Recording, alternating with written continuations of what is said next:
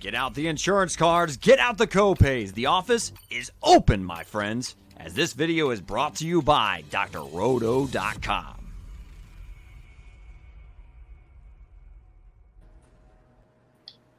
Good evening, my friends. It is In the Cup at drroto.com. I'm Johnny Danger. With me is Alex White, as always. How are you, sir? Doing wonderful. How are you, Danger? Well, it's Masters Week, and I'm pretty excited about it. And who is sitting above you in the screen? It's Adam. He's here. The man, the myth, the legend. What's up, Adam? How are you, man? Glad to be here with you boys. Sorry it's been so long. Oh, man. The Masters is here. Let's get excited. I was about to lock in your competitor as our #1 sponsor on the show, I swear. Yeah, no, we can't do that. They're new in town. We can't do that. But I'm with you. But you are at a new space. That's pretty cool. I hear some batting cages going on behind you, but baseball training nearby. Yeah, I like it. Nice. I like it. Hopefully, our listeners enjoy the audio of the baseball bats as well. But oh man, you know what? It is springtime, and the Masters is one thing, but for me, the crack of a baseball bat in the spring is music to my ears. Just saying. Oh yeah, it feels like we're actually finally on the brink of spring. Oh, I love it. Yep, it was a beautiful day, especially in Ann Arbor today, from what I was told. So, yeah, it was quite nice here. I can attest to that. I love it. Well, we are going to get into this Masters field, and we're going to break it down. We got about 91, possibly 92 in the field if Tiger plays. And Adam, tell us a little bit about Augusta. Augusta National. I have actually been there. It's a beautiful rolling terrain. It's known as being a hilly course. If you've seen it on TV, you'll know that. You just don't know how hilly it is until you've been there. It's a beautiful, long par 72, 4 reachable par 5s. We're up in the upper 7,000s as far as total distance. So to me, the keys, par 5 scoring is definitely huge. Those two down the stretch, 13 and 15, will play into the eventual winner for sure. But your approach game, you're looking at mid to short iron approach players that are trending well. But the course is absolutely very undulating greens, very big greens. So lag putting is going to be more of a factor this week than it is most weeks. But the azaleas will be popping. Everyone's already been down Magnolia Lane, and one Mr. Eldrick Tiger Woods is playing in the 2022 Masters. Did not expect to be saying that, but I don't think too many people are more excited outside of maybe him and his family than I am that he's playing. So let's talk. Are we locking him in, guys? First thing off the rip here, we locking him in. He's got to be in your lineups, right? I mean, I heard somebody in the background over at Coach White's house yell his name out a minute ago.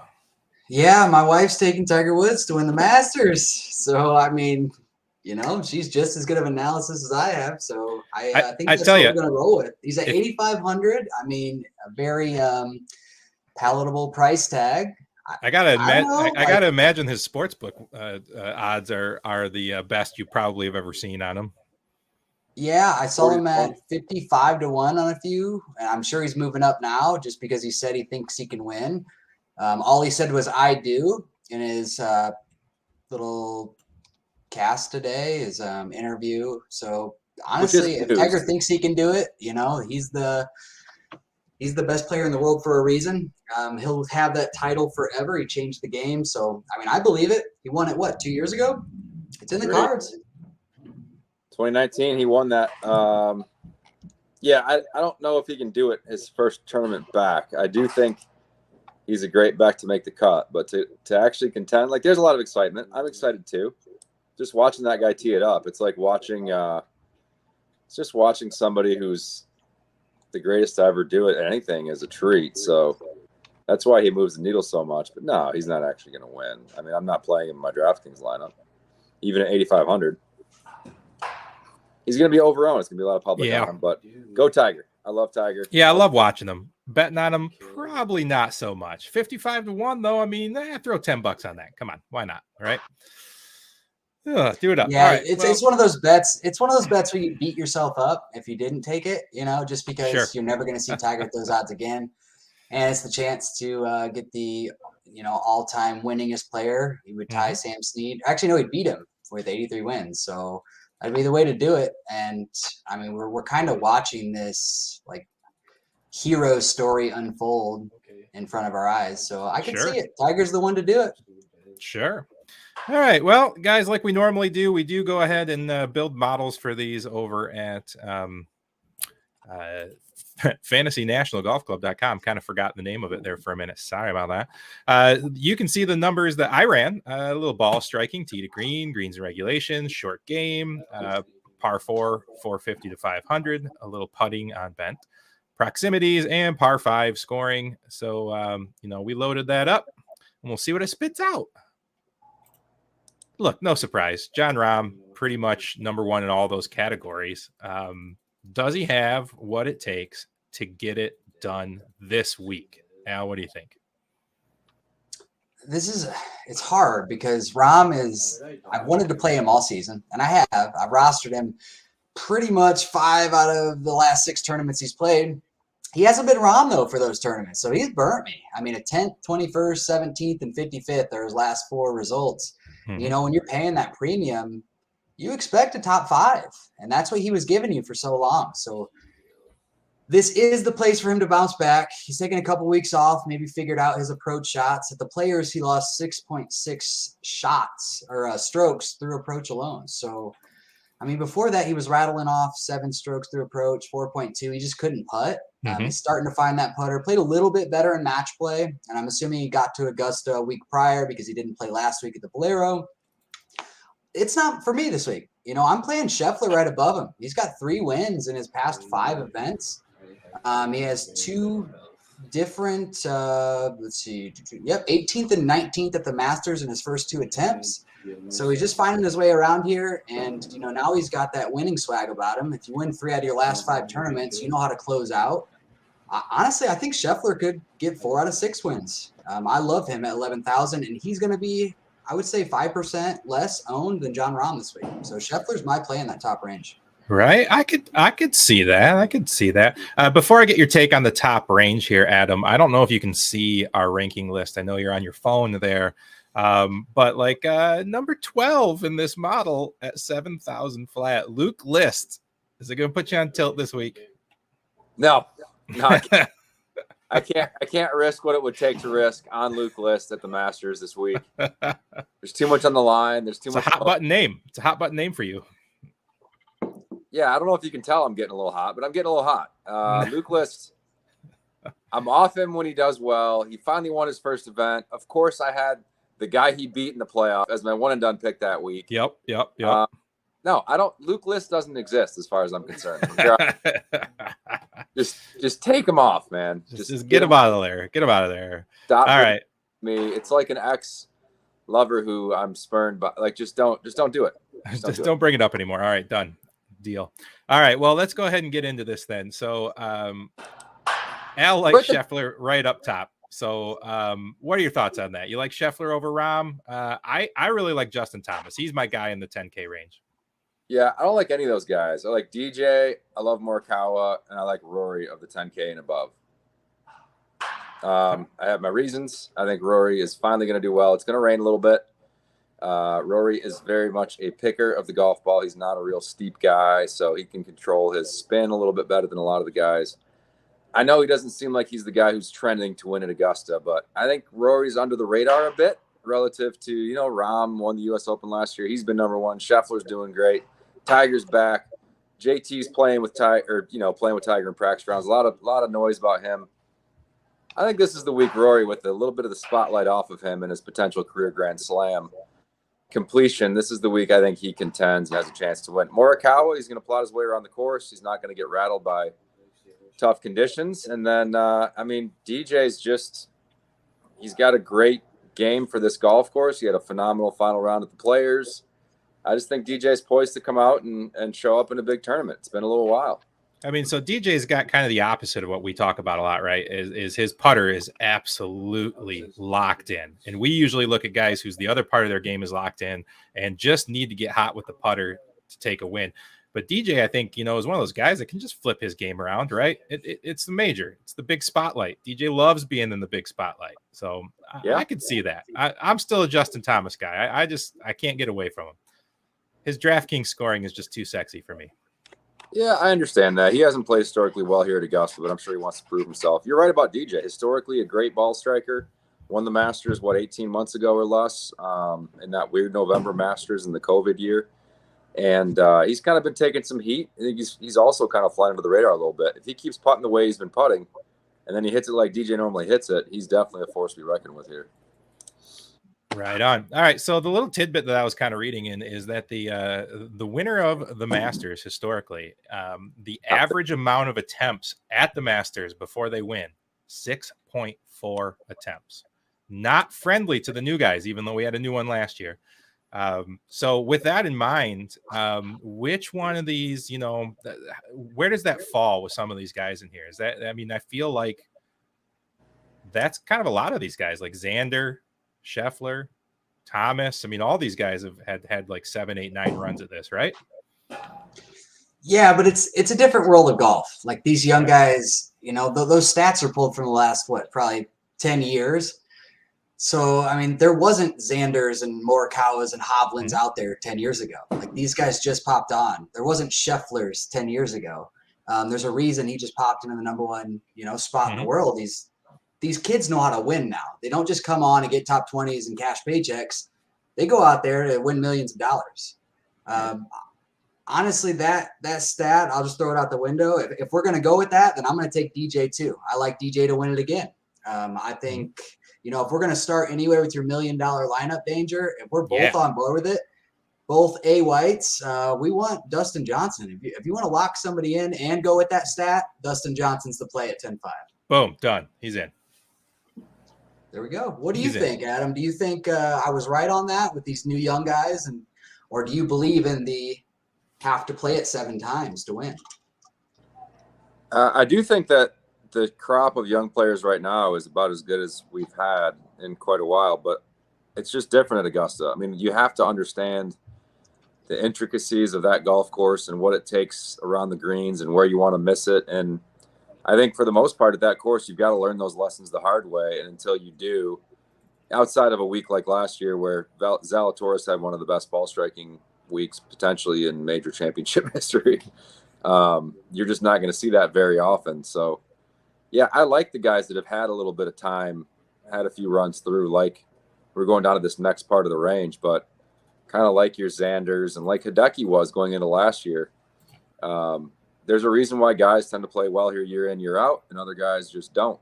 Some guys just don't have the game that suits it and just can't quite figure it out around the greens. So, well, I think you're correct in that this young crop is really good.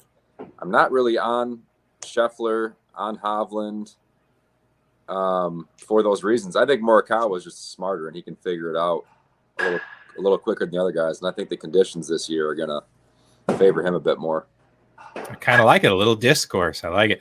Well, you know that I generally fade the top range anyway. So the first guy I really kind of dug into was Xander.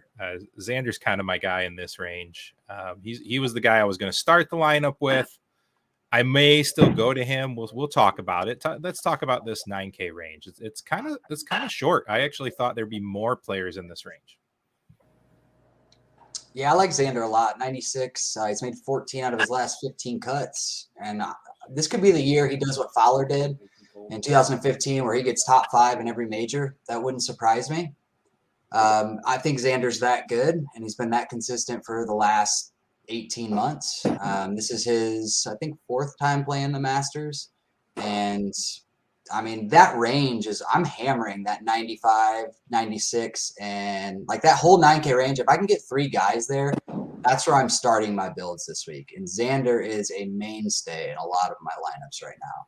Yeah, he's stuck right out when I started reading articles this afternoon. He was the first guy that just kind of jumped at me. And then I ran the model, and he looked good in the model too. He does. I mean, he took 3rd here last year, took 17th in the November, so he knows how to play it. And the course plays 2 different ways. You know, when it played in November, it was completely different than the way it plays in April. So he knows how to attack these greens. And to Adam's point, lag putting, he's extremely good lag putter. And that's something that you can't wait on Fantasy National. You just have to watch these guys to know how to handle these greens. And that's why Bubba succeeded so well on this course early in his career. He's an incredible lag putter as well. So I love Xander. I would not be surprised if he is your Masters champion come Sunday. Well, I'm going to hold his place in there. DJ may have to come out of there depending on the value we can find, but I'm going to hold a spot in there because I'm a big believer there. So I'm with you, man. I like that whole top of that range. I like Spieth a lot, even though, he hasn't been great recently. This is a course for him. I like him. Are you guys going to say it, or am I going to have to say it? Do it. Brooks Koepka, 9,400. Yeah, sure. No, this whole range is good. I mean, I'm not on Hideki at all. Why? I like the whole range. I'm just worried he's going to come up with like a injury and be done on Saturday. No, he was playing like trash last week at the. Uh-oh. We lost. Yeah, Valero. I'll finish his sentence. Yeah, he was. He was playing like trash at the Valero. He's not going to fold. I mean, everything lines up stat category wise. He won at the Sony this year. Guys who tend to win the same year as the Masters play better. I don't know. I think he's a good fit. So in my article, it literally says Brooks Koepka. We play Brooks at majors. That's all the analysis you need. That's it. Like, he just competes at a high level in these tournaments, and I see no reason not to play Brooks unless you really want to play Cantlay or Schauffele above him. But if you can fit him in, I mean, he just gets it done in these big events. Every single time we count him out, even if he's not in good form, even if the stat model doesn't spit out Koepka, he plays well. Period. Let's see if we can put Xander and Brooks together. Let's see what happens with that. Let's see what happens with that. All right, we got to get a little cheaper then. Let's move on to the 8,000 range. We got our guy Louis.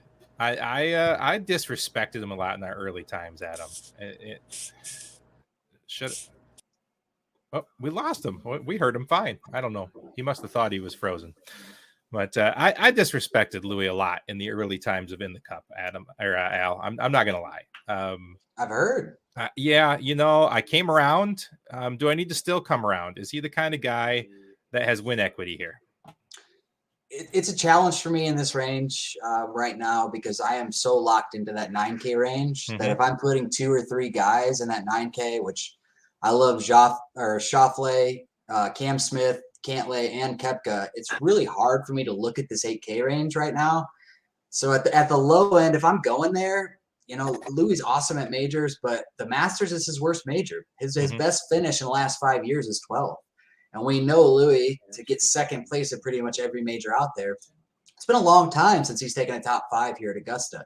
So if I'm going to play anybody in the 8K range, we talked about Tiger. I do like Tiger, but I'm going to play Joaquin Niemann. His best finish here is a top 40, but I just think his game fits this. The only thing that came out today is he's in that Tiger grouping. And it scares me when these young guys get in that grouping and they have, 10,000 people watching them on every hole. It's different than your normal tournament. So I liked him before that news. I like him just a little bit less, but hopefully that scares other people off that ownership. My favorite play in that range is going to be Joaquin Niemann. Right on. Adam, I was going to say you were muted, Adam. What I think in this range, and I'm with you on those 9,000 players personally. I think if I'm going to play someone in this 8K range, I'm going to take a play out of left field, and I'm going to play Shane Lowry. I think he's going to go underlooked in this range. I like that. I like that, Danger. So going back to Ducky, I like Ducky at 93. I started my lineup with 3 guys in the 9K range, which obviously excludes the 8K range. But for the sake of argument here, Finau is still a guy that I'm interested in targeting. And Sam Burns at 86 looks like a value. Tell me why he's not, either of you. I can't. It's a great fit for his game. It's like Willie Z. It's his first time here, and I could see him getting a top 5. So I'm not going to talk you out of that play. I just haven't clicked his name enough yet. But Danger, to your Shane Lowry point, he is actually right now projected to be the highest owned in the 8K range. Is he? Well, I guess everybody is thinking like me then, because I'm looking at names like Louis and Sam Burns, and you got Tiger's going to draw some. Niemann's been hot. Finau is a good name that people enjoy, and you kind of so in that range that right guy, now, we got Lowry is the highest. Joaquin Niemann comes in second. Sam Burns is third, so some people are on that play for sure. And then Adam Scott is fourth in that 8K range. As far as maybe Louis is the left field play out of this range. Yeah, he's less than 10%. I mean, that's the time you want to attack Louis. Right. I like Sungjae. Sungjae's my guy here. No. I think I didn't really look at the 8K range because I was planning on taking a top-heavy approach. Let's move on to the 7s then. So let's get it on down here. Abe Answer, I swear, falls apart every time I put his name in a lineup. Don't do it then. Right? I'm saying. So, but how do you feel about him? How do you feel about him here? Adam? Nothing. Nah, for me. Nah, pass.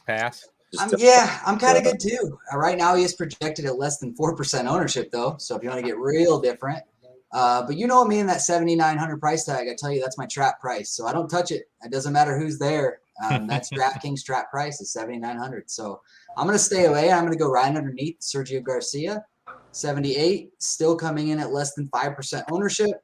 Wow. Winner in 2017. I know we're dated, but Sergio has actually been pretty good recently. He's 5 straight cuts, but the thing is he's lost strokes through approach in 4 straight, but he's gained in his putting. So that's not the Sergio we know. We know the Sergio to ball strike almost 7 to 8 strokes through approach and then lose 5 strokes on the greens and get a top 40 performance.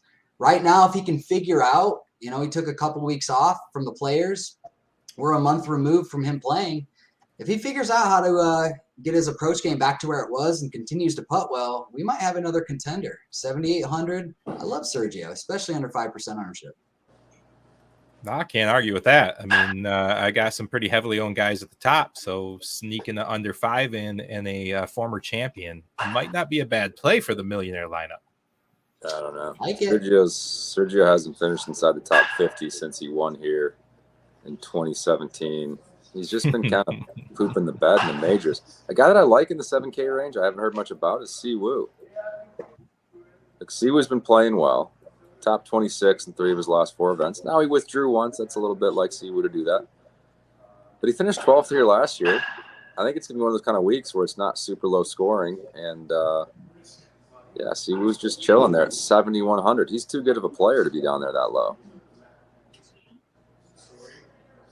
Yeah, I mean, right now he's garnering close to 15% ownership, so you're not alone on that island. No. It's because of his form. He is playing really good right now, and even last week he does a really good job of avoiding bogeys. And if the conditions are going to get tough here at Augusta, he's the type of player you want. I think that's why his ownership looks so high at this point. Another player I like in that range, if we're going to go low, you know what? I'm going to take Patrick Reid at 7,400. Another past winner. I think people are overlooking him. His off the tee game has been terrible, but the fairways here are not that hard to hit. And he just, in his last event, gained 9 strokes putting. So if he can continue to putt that hot, there was the year that he won in 2018, he was 3% owned. 3% owned. And I think that's what we're going to get again. And everybody's overlooking him. He's not playing that well, but I truly think that Patrick Reid gets right, and it's at a place that he's familiar with and has won before at the Masters. Lock it in. It's my play of the week, actually. Wow. He gained 9 strokes putting and still didn't finish top 25. That's rough. The other guy, like if it gets windy and a little blustery, is Tommy Fleetwood. So because I'm going so top heavy in that 9K and 10K range, I got to go Fleetwood, Siwoo, and kind of leave it alone. And then we got to go value. Chris Emmerich's going to be happy here in a second. Oh, man. Don't say it. I know where you're going. Kevin Na, baby.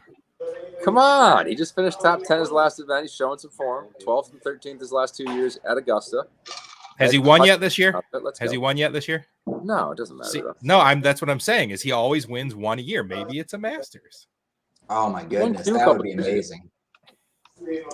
Walk in a putt on 18 to finish on a Sunday, final grouping. I could see it now. All right, I don't know, man. It feels it feels dirty hovering over that plus button right now. It just does. I don't know. What else we got down here? How about a guy that you turned me on to several months ago, Adam? How about Sepp Straka? Ooh, Straka just got his first PGA Tour win. How about Sepp? 6,600. He's got some recent swagger. His game sets up okay for this. I don't completely hate Sepp. He's kind of got the game to do it. It's his first time here, but maybe he just rides that like nothing to lose, playing with house money type of attitude, and gets after it. I hadn't even looked at Sepp yet, but that's one that I will consider. Look, the little nugget I found on him is he was one of the top in the field in approach in Honda. Yeah. And that's what I was reading. I was reading a little bit about approaching in Honda and how it's even more difficult than Augusta. And he was one of the best in the field there, and his game is kind of on point right now at 6,600. Yeah. So to pump the brakes on Sepp, I actually do like that play for 66. Okay. But at the Honda, he gained 6 strokes on the greens. At the Players, he took 9th, which is an incredible performance. Also gained 6 strokes on the greens. Augusta is a different animal on the greens. I don't think people are weighting that enough. And if it's your first time here, like Adam said, you don't know these undulations the way people do that have played here 3 or 4 times. So I think he might find himself being very average at putting. And, in his last 2 events, he's lost through approach. So I could definitely see a miscut, and right now he's garnering 8% ownership. That's kind of a lot for Sepp Straka. You said a dirty word. I think I'm going to stick with my 3 guys. So I think I'm sticking with the guy who I think is going to be very popular, who I don't like, is Gary Woodland.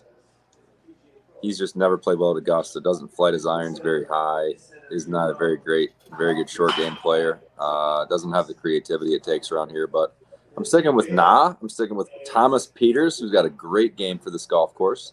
It's his first one in a few years. I think he'll be happy to be there, and he absolutely bombs the ball, hits his long irons high. Good course fit. And then the third one, I'm sticking with my boy EVR, going back to the well there. Eric Van Rooyen's shown he can pop in majors, and while he doesn't have great course history here, it's only his second Masters. I still think he's got the mental game to do it. Adam, I don't think I gave you permission to talk about him on our show again. Did he still hurt you too bad? He's dead to me still. That's fine. Well, you're not the one talking about him. I am selfishly going to be rooting for Matthew Wolff because a guy that I am not actual friends with, I don't know him, but have bantered back and forth on fantasy sports and betting and a mutual betting group, picked 7 different championship picks leading back to a NASCAR thing from last year. And his last one was Matt Wolff to win the Masters that he placed a year ago, almost, when this opened up. And if he hits it, a $10 bet for $320,000. Well, yes, we can all have our hopes, right? So I'll be secretly rooting for Wolff while not betting on him. By the way, if you can bring up Luke List before we even start the 10K range, I can bring up EVR. Fair. Adam, I like EVR. I mean, he just gained 11.3 strokes through approaches at the Players. Like, that's an insane number. He was number 1 in the field. I love it. 6,700. He's been scoring. Like, he's probably top 10 in DK scoring right now. If you stat that on Fantasy National, he's just been getting birdies in bunches. So I think it's a great play at 6,700, especially in tournaments.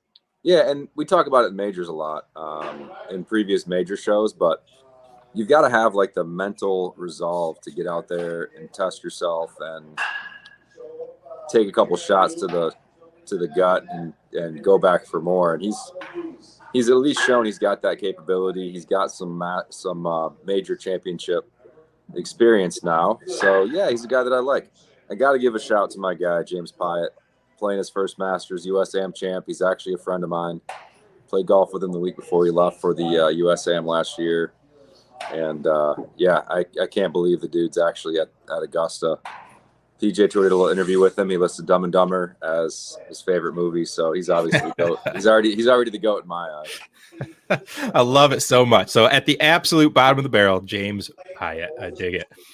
6K. Absolutely dig it. All right, guys, help me round this out. I don't know if you can see the screen. We got Brooks. We got Xander. The other three guys I'm not totally sold on, but how do you feel this build is going? We're going to go Brooks and Xander. I don't know that I need to go Garcia and Reid. Do I need to go on both? Do I need to go on both? No, take Garcia out. I'm gonna take Garcia out. Okay, that'll make Adam happy. I hate though. I really don't like that pick this week, but we'll ride it. We don't have to do that. Hey, forgive and forget. Go EVR. Okay, listen. If he loses me $1 million, he's double dead to me. Do you understand? Double dead to me. All right. So if we do that, we've got 84.50 left a piece for 2 more players. So you got EVR, Shaw. No, I took out I got Brooks, Xander, EVR, and Patrick Reid.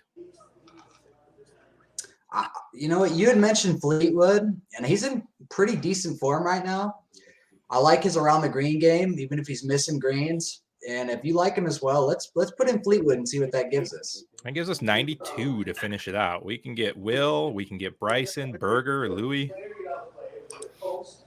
Well, we don't want to have all of our salary taken because that bill to be done, there's over 350,000 entries. Right. So we have to leave some salary on the table if this is millionaire maker. Just go with Lowry. You like Lowry? Go with Lowry. Yeah, that'd be 400 left. And that's good. You know, that's a chalkier play. And like we said last year, we had Paul Casey and Spieth in it, and they were both almost 40% owned. So we have some chalk in there to win it. We got Burns there. We got Sungjae there. I like Sungjae a lot of that 8K range, but don't let me sway it too much. Then I would choose Lowry. If we both like Lowry, let's roll with that. Yep. Go with it. All right, we got Brooks. We got Xander. We got Lowry. We got Fleetwood, Reid, and EVR. And all those players can play in wind and rain. I love it, actually. It's a good lineup. All right, you can see it right there on the screen. It has been entered in the $1 million to first place. I can't wait for my 30K. You said 30K, right? You wrote it. No, 30K for sure before the show. Totally. I was live. Done. If I win $1 million, 30K to both of you. Done. Absolutely love it. All right, any more gems? Any have you looked at any betting lines? Have you looked at any prize picks? Are we going to get into some prize picks on our Discord? Yes, definitely on our Discord. I haven't dug too deep yet. I'm doing that research after my article tonight. So yeah, I'll do prize picks tomorrow for our subscribers. That's awesome. We'll get that done. Also the cheat sheet. Adam, you going to put stuff in the cheat sheet for us this week since we're a day early? I will get on that right meow. I love it. We got our cheat sheet with at least 4 of us, I believe. I think Doc put his in there already. So the 3 of us will get them in there. And good luck, everyone. Good luck, everybody. All right, man. This has been In the Cup. DrRoto.com. Make sure you check us out. Get any kind of membership. Join us in the Discord. These guys have been, can we talk about how Mark and Kickman have been like cashing 6 out of 7 nights in the NHL? Can we talk about that? Sure. I see it every single night. There's a new screenshot. And that's just coming off. If you were in college football at the same time, you're just making hand over fist between, or not college football, college basketball with Holland. Dude, Holland's prize picks have been money, except for the one I played. So if you see me in the chat room saying I'm watching a prize picks pick, stay away from that one. Just gonna be real about that. All right, everybody, we really appreciate it. Good luck at the Masters, and hit us up. We'll be happy to give you some advice. We'll talk to you later, guys. See you. Thanks for stopping by the office. Get your fantasy prescription by subscribing to the channel and checking out drroto.com. And until the next visit, be well and take care.